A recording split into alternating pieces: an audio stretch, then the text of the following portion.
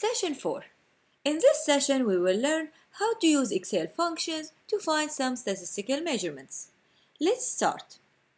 As you can see, this table represents the scores of a class of students for Test 1, Test 2, Test 3, and Test 4. We need to answer the following questions. Question 1. Use Excel formulas to fill the given table. Let's start to find the mean for Sheikha's scores in Test 1, Test 2, Test 3, and Test 4. In Excel, to find the mean, we need to use the average function. Remember to start with the equal sign. Then let's type the word average.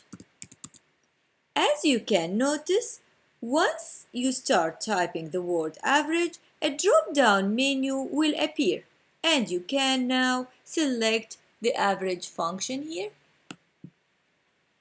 Now we need to select the data array, and our data here is Sheikha's scores in Test 1, Test 2, Test 3, and Test 4.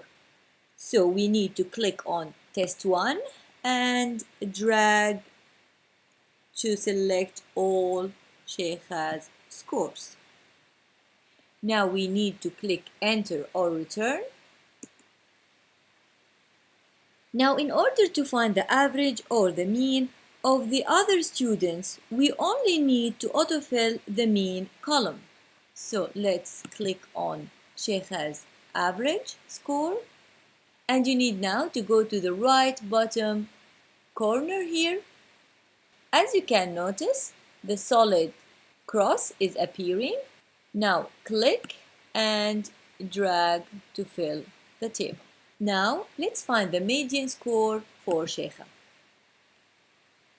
So we need to start with equal, then type median. As you can see, in the drop-down menu, we can find the median function. We need to select the data array, and here you go, click on Test 1 and then drag to select the data. Now click enter or return. Now in order to find the median score for all students, we need to use the autofill feature. So here you go, click and drag.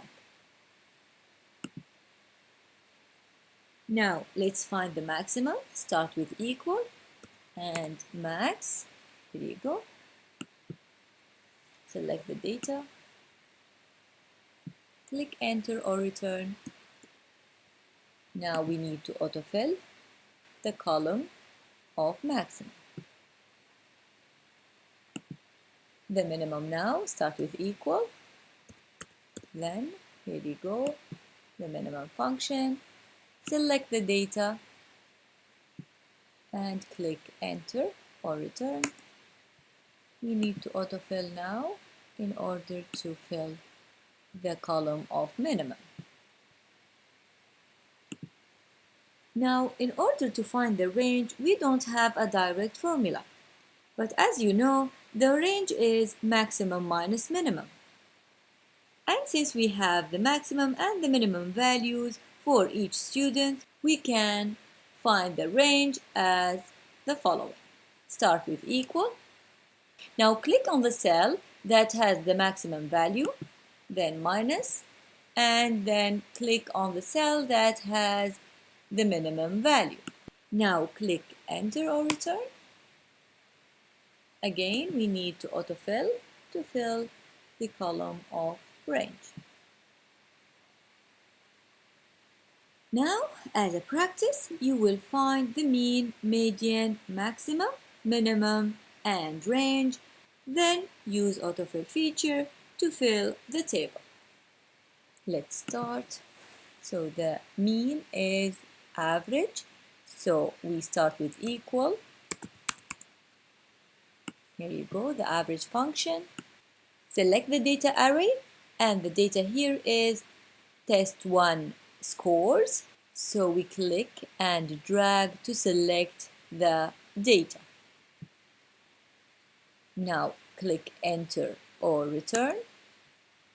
Now you can round the number here using this button here by decreasing the decimal places here to 1 decimal place.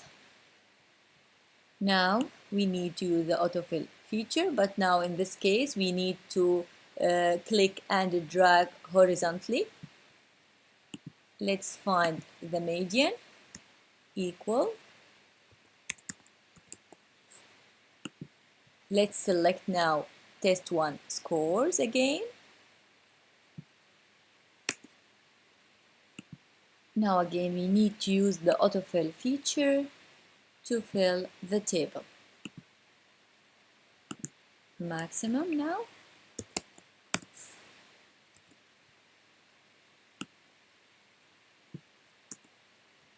And again we use the autofill feature. Now the minimum.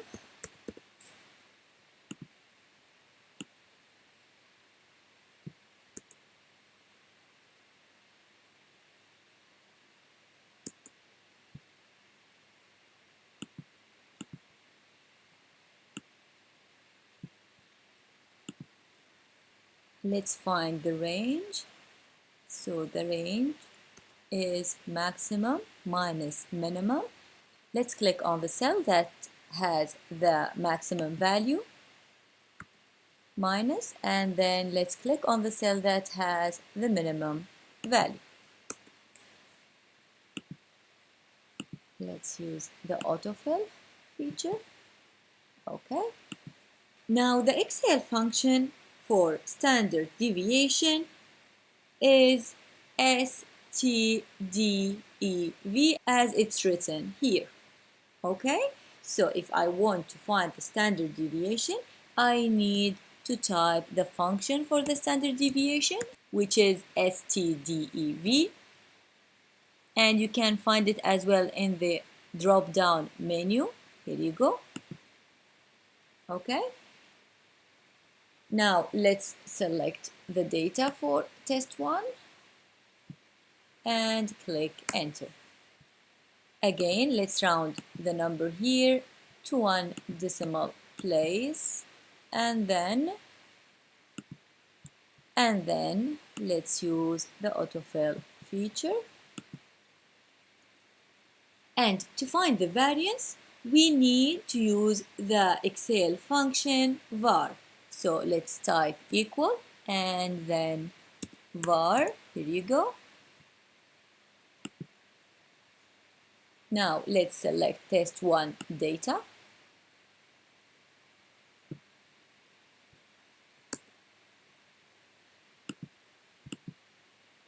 Let's round this number to 1 decimal place now. And then let's use the autofill feature.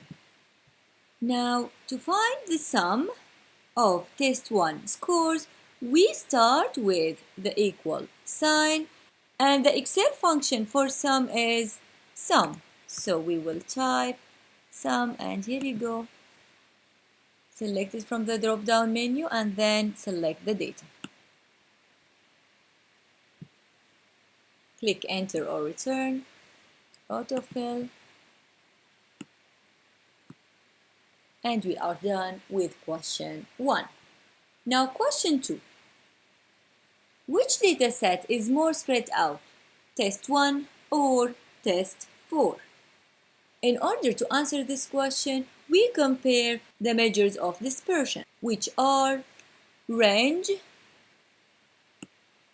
standard deviation, and variance. So I need to just fill those cells with a different color.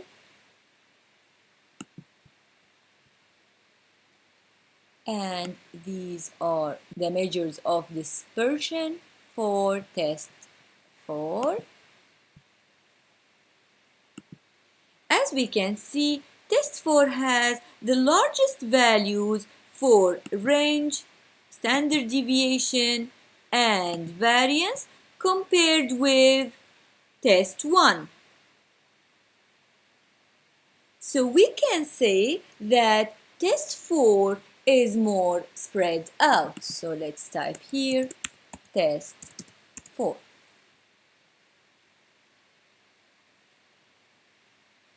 Question 3. Comment on the skewness of the distribution of test 2 data. As you can see, the mean value for test 2 is smaller than the median value. Again, the mean value for, let's change the font color for the mean and the median from here for test 2. So again, as you can see, the mean value for test 2 is smaller than the median value for test 2, which results in the skewness of the shape of test 2 data distribution to the left. So we can say here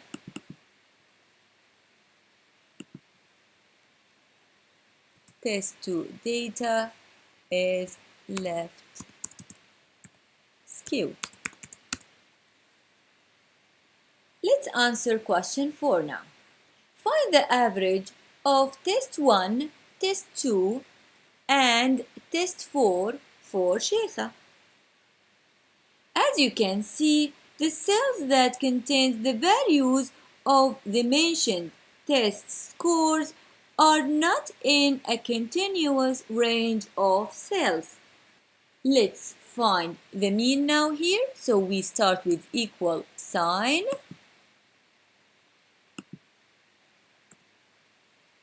We type average. Here you go. This is the Excel function. Then we select the data. We click on Sheikha's test 1 cell and drag it to test 2. Now we need to hold the command button and then click on test 4. Now we click enter or return. If you want to round your answer to 1 decimal place, you can just click on this button. Let's round it to 1 decimal place. Question 5. Find the average of test 1 for Samira, Mona, and Amina. So let's start equal average. Here you go, the average function. Now let's select the data. So again, we can select Samira's test 1 score, and we need now to hold the command button and then click on Muna's test 1 score and then Amina's test 1 score. Now we click enter or return. We need to round this number to 1 decimal place. So let's click on this button. To practice more, you can do the exercises in the next sheet, activity 2. This is the end of session 4.